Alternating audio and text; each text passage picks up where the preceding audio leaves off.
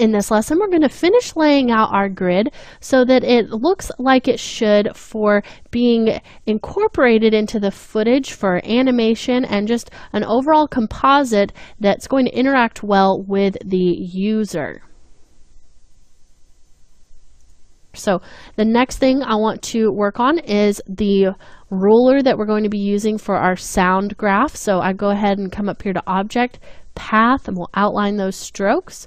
Just so that's going to be easier to work with. And this is way too big, so let's scale this down just so it feels like it fits in there a little bit better. We'll put this just kind of right above here where we know we're going to have that text for the news scrolling later on. And I think I might even want to duplicate this a little bit, so I'm going to go ahead and hold down Alt and drag with Shift over to the side. And let's just make a smaller version of this that can kind of just live next to this, and maybe we have a couple of those. Maybe we'll put one more right above that so we almost have kind of a little L shape going, and maybe make them both just a bit smaller. We can bring this one back up so that it's aligning with the top of that main sound wave or levels monitor that we've created there. So kind of interesting, maybe just change that up a little bit. And let's go ahead and place our degrees or our temperature gauge. So I'll go ahead and select that whole thing, hold down Alt, drag this over. And again, I'm going to change this to outlines. Path, outline stroke. So once you've got that, we'll go ahead and bring this over here. And this is, again, a little bit too big, so we'll just scale this down a bit. And I'm just going to place this, maybe make this a little bit bigger. I'm just holding Shift and Alt to scale that up, just so that feels like those sizes are a little bit more similar there. And now let's go ahead and do our geography button. So I'll select this one and we'll Alt drag this over here. And this one definitely is going to need to have its strokes outlined. So we'll go up to Object, Path, Outline Stroke, and scale this one down some more. And I'm just going to place this maybe a little bit closer, just kind of to the corner of the phone, just right there. Maybe we can make this piece just a little bit bigger. And probably going to want to go ahead and group that if you haven't already. So you can select all that, hit Control G if we didn't group that earlier. And this is getting a little closer to me. And rather than make this smaller, because I want this to feel like the start button is smaller and then this button is a little bit bigger, I think I would rather scale the folder down a little bit more. So I'll go ahead and let's just go ahead and scale this down a bit. I'm just going to hold Shift and give myself a little bit more room there at the top. So if you're okay with the way that that's looking for your folder, we'll just go ahead and leave that there. I think that still looks pretty good. Now let's go ahead and grab that piece that we made last, just kind of this little kilowatt hours thing that we've made here. So we'll go ahead and Alt drag this over. And this one has already been converted to outline, so we can just scale that one down and just move this over here. And I'd like to vary the size. I kind of would like to create a line over on this side that's going to mirror those clocks we made. So maybe we'll just make this one a little bit smaller just to give it some visual interest instead of having them all be exactly the same size. And I think now maybe we could add our radar over here. So let's go ahead and grab this one. Just Alt drag this over here. And this is going to be one that I want to still have left as strokes. So I'll just go ahead and scale this down, and we will take a look at this in our layers panel, see where we have this selected. And it looks like this is going to be the piece that's underneath it. So if I select both of those, this group is going to be what we are seeing for those lines. So if I have this selected, I can come in here and turn that stroke down maybe to a 1, and that just kind of maintains that grid's look instead of making it get so filled whenever we're scaling that down. Maybe we'll scale this one back up again just a little bit so we have just, again, that variation in size. And then let's put one more piece maybe down here on the edge. Let's see, what's maybe something else we haven't used yet. Looks like we have this piece right here that we haven't used yet. So we could place this over here on the edge, but I would actually like to leave that a little bit bigger and place that piece right here. So one thing that we can do is maybe take a piece that we have already used, like this one right here. We'll just duplicate that to bring it over. So I'm just going to Alt drag it. And I have left this one as outlines. So I can scale this down, and before we've been talking about it being kind of a negative thing when we scale this down and it changes the look of it, but it still is giving us diversity. So you can see that just from scaling that down, I still have a different dial that has an interesting look to it. So I'm going to go ahead and just leave this one as paths. And now, just because we scaled it down, we have a new and kind of different looking ratio. If you want to go in there, you can maybe ungroup that and then play around with the way that those pieces are interacting with each other just a little bit. So maybe just change a few things so that it doesn't look quite so much like it's overlapping in a way that is hard to read. So maybe I'll make that a little bit smaller. And then just right there, you know, we've created something that looks completely different simply by scaling it down. So I'll go ahead and select that again and hit Control G just to lock that back in there. And maybe just scale that down just a bit so it's not so much bigger than the radar, just a little bit bigger. So now we have something that looks kind of like that sitting down here on the end.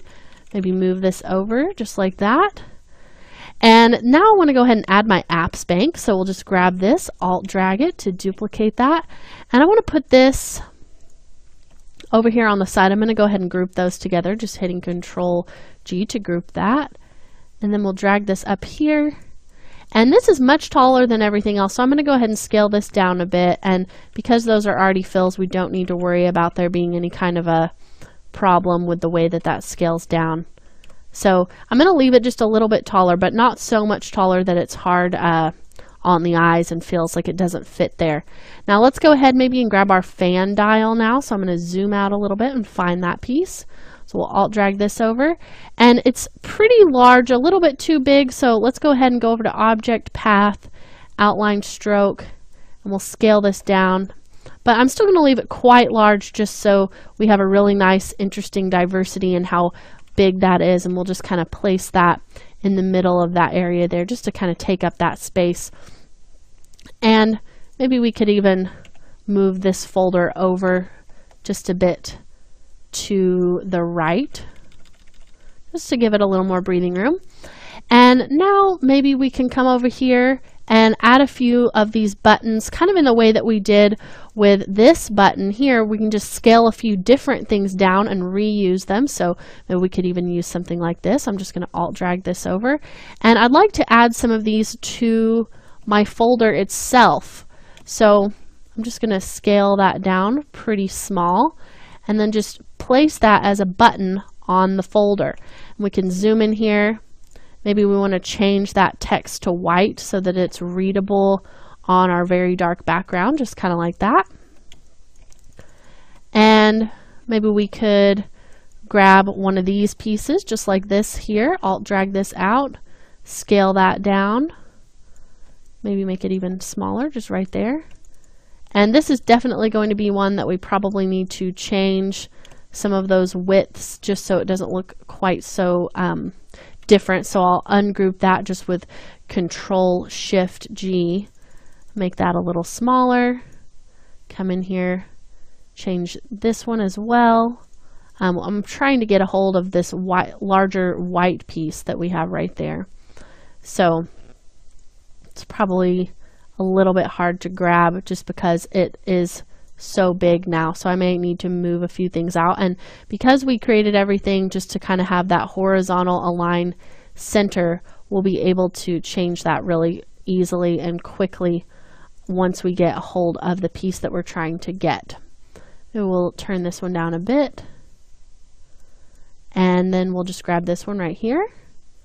And we'll turn this way down. So I'm just going to come in there, turn that stroke down a little bit more so you can see how distorted that was growing. So I'm just going to select all of them, and then we'll come over here to our align and just do a couple of those clicks, and we're back to where we started. So I'll select the whole thing, hit Control G, and we'll just place that right there. Now we're running out of time here, so I'm just really going to quickly add a few more things. Maybe we need to grab these grids and let's place them on our folder as well. So I'll go ahead and scale those down a little bit, and we'll just ungroup those with a Control-Shift-G, and then I'll group them back together just individually, and let's place those in a nice little row. And you want to make sure that you're getting all of those lines whenever you are grouping those together, so you're not leaving any of that behind. So I'm just kind of grouping those really quickly as I go. And we'll place that right there.